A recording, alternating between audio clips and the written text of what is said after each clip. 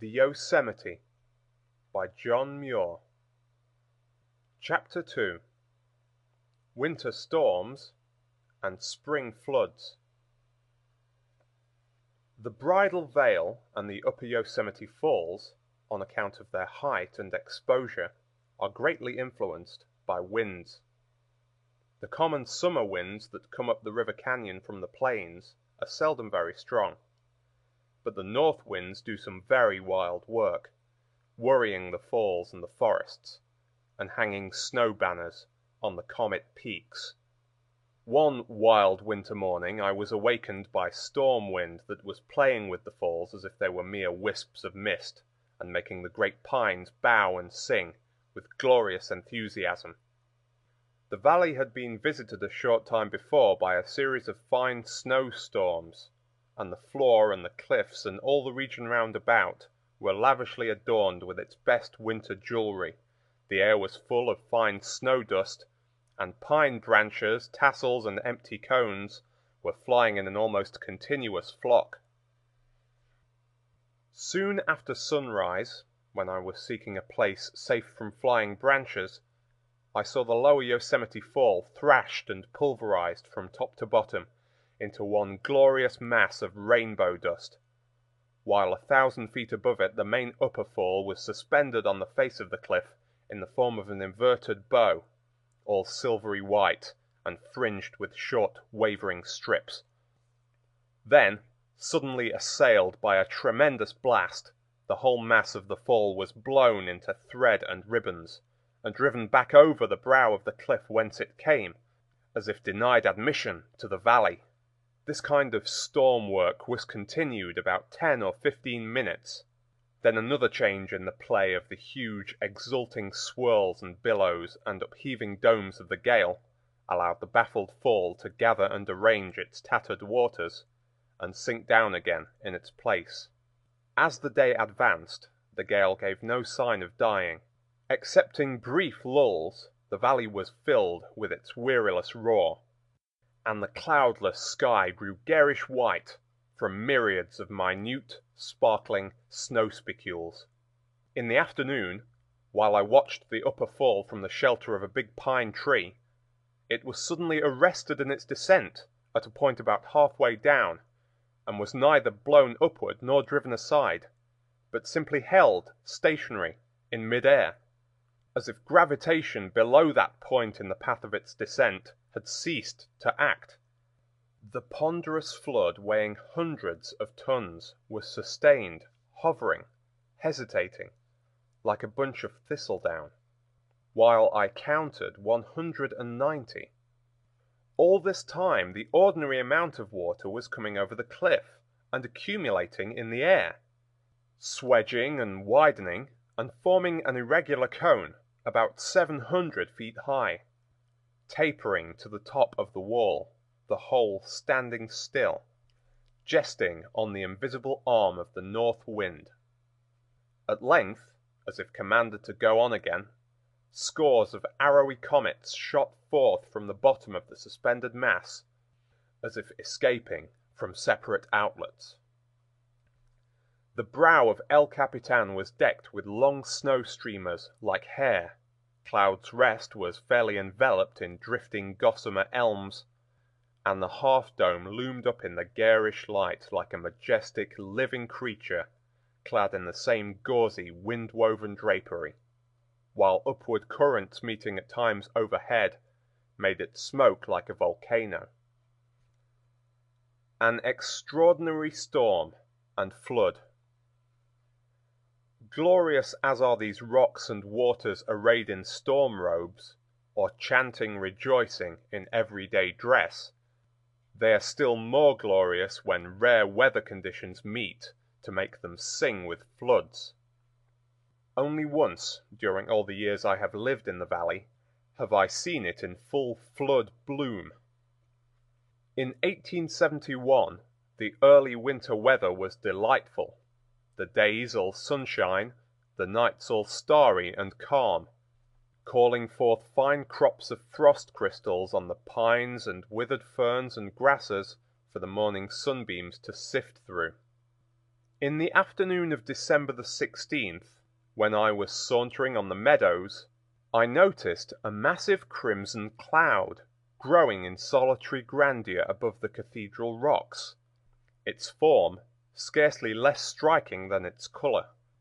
It had a picturesque bulging base like an old sequoia, a smooth tapering stem, and a bossy down-curling crown like a mushroom.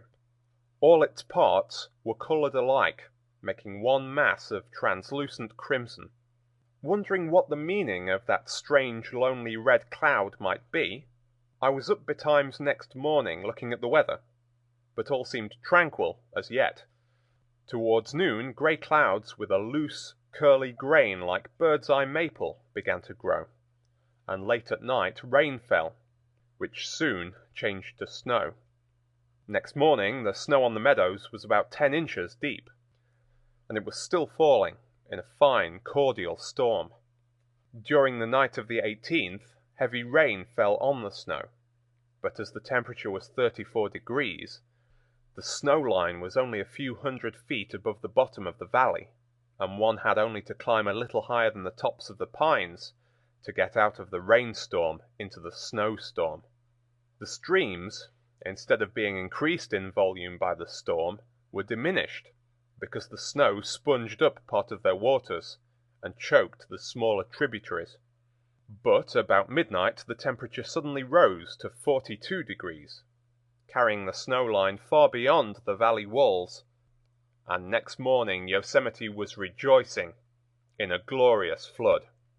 The comparatively warm rain falling on the snow was at first absorbed and held back, and so also was that portion of the snow that the rain melted, and all that was melted by the warm wind, until the whole mass of snow was saturated and became sludgy, and at length slipped and rushed simultaneously from 1,000 slopes in wildest extravagance, heaping and swelling flood over flood, and plunging into the valley in stupendous avalanches. Awakened by the roar, I looked out and at once recognized the extraordinary character of the storm. The rain was still pouring in torrent abundance, and the wind at gale speed was doing all it could with the flood-making rain. The section of the north wall visible from my cabin was fairly streaked with new falls, wild, roaring singers that seemed strangely out of place. Eager to get into the midst of the show, I snatched a piece of bread for breakfast and ran out. The mountain waters, suddenly liberated, seemed to be holding a grand jubilee. The 2 sentinel cascades rivaled the great falls at ordinary stages, and across the valley by the 3 Brothers I caught glimpses of more falls than I could readily count, while the whole valley throbbed and trembled and was filled with an awful, massive, solemn, sea-like roar. After gazing a while, enchanted with the network of new falls that were adorning and transfiguring every rock in sight, I tried to reach the upper meadows where the valley is widest, that I might be able to see the walls on both sides, and thus gain general views. But the river was over its banks, and the meadows were flooded, forming an almost continuous lake, dotted with blue, sludgy islands, while innumerable streams roared like lions across my path, and were sweeping forward rocks and logs with tremendous energy over ground where tiny gilias had been growing but a short time before. Climbing into the talus slopes, where these savage torrents were broken among earthquake boulders, I managed to cross them and force my way up the valley to Hutchings Bridge, where I crossed the river and waded to the middle of the upper meadow. Here most of the new falls were in sight, probably the most glorious assemblage of waterfalls ever displayed from any one standpoint. On that portion of the south wall between Hutchings and the Sentinel, there were 10 falls, plunging and booming from a height of nearly 3,000 feet, the smallest of which might have been heard miles away.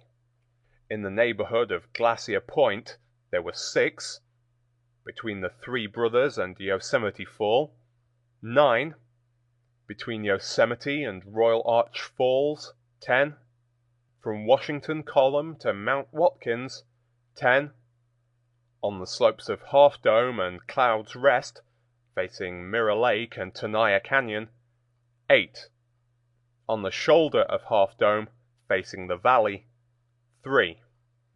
56 new falls occupying the upper end of the valley, besides a countless host of silvery threads gleaming everywhere. In all the valley there must have been upwards of 100. As if celebrating some great event, falls and cascades in Yosemite costume were coming down everywhere from fountain basins far and near, and, though newcomers, they behaved and sang as if they had lived here always. All summer visitors will remember the comet forms of the Yosemite Fall and the lacers of the Bridal Veil and Nevada.